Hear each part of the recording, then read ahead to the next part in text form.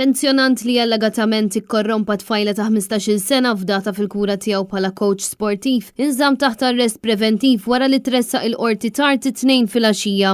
L-akkużat kien diġà nstab ħati li kkorrompa minorenni fis-snin 70. Ir-raġel li jismu ma jistax jixxandar fuq talba mill-prosekuzzjoni biex tissalvagwardja l-identità tat-tifla wieġeb mhux ħati ta' atti mhux konsenswali ta' korruzzjoni ta' minorenni kif ukoll repetutament suġġetta lil vittma tali aġir offensiv, umiljanti u intimidanti. L-Ispettur John Spiteri li mexxa l-prosekuzzjoni qal l-qorti li l-abbuż suspettat kien irrapportat mill-Aġenzija Appoġġ wara li t-tifla fetħet qalba dwar il-kalvarju li għaddit minnu u qalet lil ħaddiema soċjali kif kienet sofrit l-avvanzi sesswali tar-raġel għal xhur sħaħ qabel ma resqet rapport. Ir-raġel kien jitlowha biex jakkumpanja għat-taħriġ u lura d-dar iżda waqt li kienet weħida miegħu huwa allegatament kien imissa.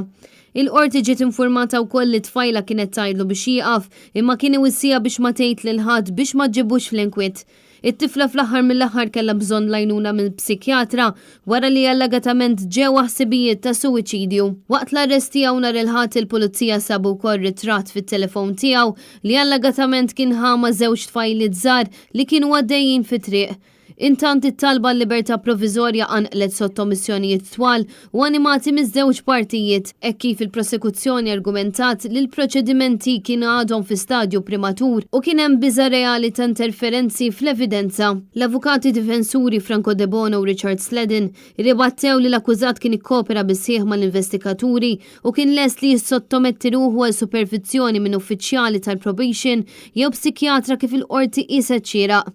Fl-aħħar mill-aħħar il-qorti ċaħdet il-ħelsien mill-arrest minħabba l-gravità tal-akkużi u l-persuni li kien qatt iridu jiġdu.